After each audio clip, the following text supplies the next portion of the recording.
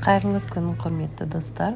Бүгін сіздердің назарларыңызға осындай сүзбелі таяқшалардың рецептін ұсынбақшымын.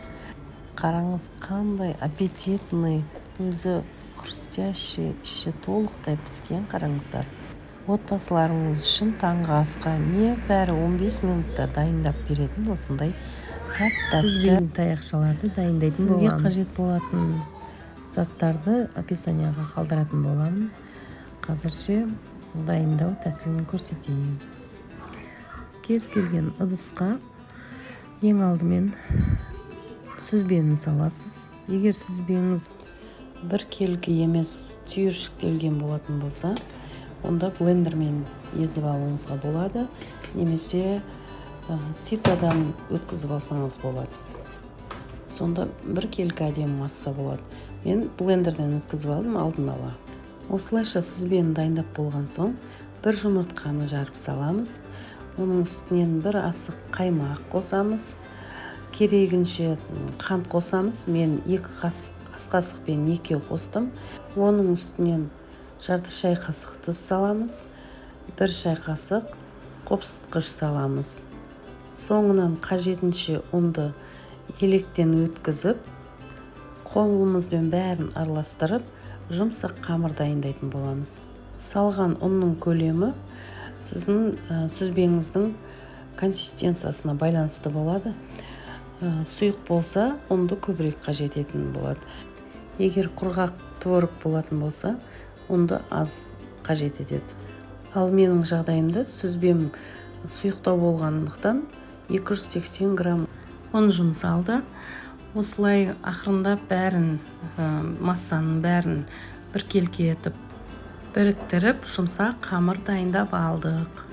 Енді қамырымыз жабыспау үшін үстеліміздің үстін кішкене ұрпақтап жіберіп, қамырды 4-ке бөліп алатын боламын.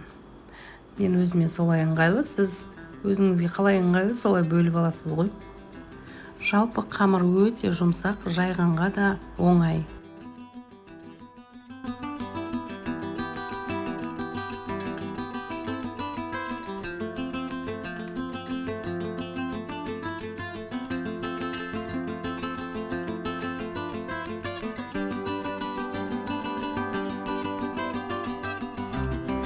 Енді үстелдің үстін ұрпақтап жіберіп, қамырымызды ұзынша етіп жаятын боламыз.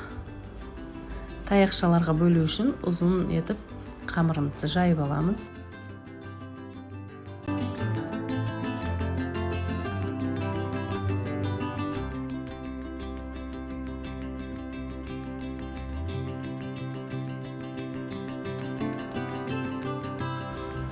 Қамырымыздың бәрін ұзын етіп жайып алған соң, осылай 6-7 сантиметрде етіп, ұзын таяқшаларға бөліп шығамыз. Тәбеншемізге май құйып, қыздырамыз, бірақ ескертетін жағдай орташа оттан төмендеу болу керек. Таяқшаларымыз толықтай іші пісу үшін. Оттыңыз жоғары болатын болса, сырты тез піседі де, іші піспей қалуы мүмкін. Осылай салып, жан-жағын жақсылап қызартып пісіріп аламыз.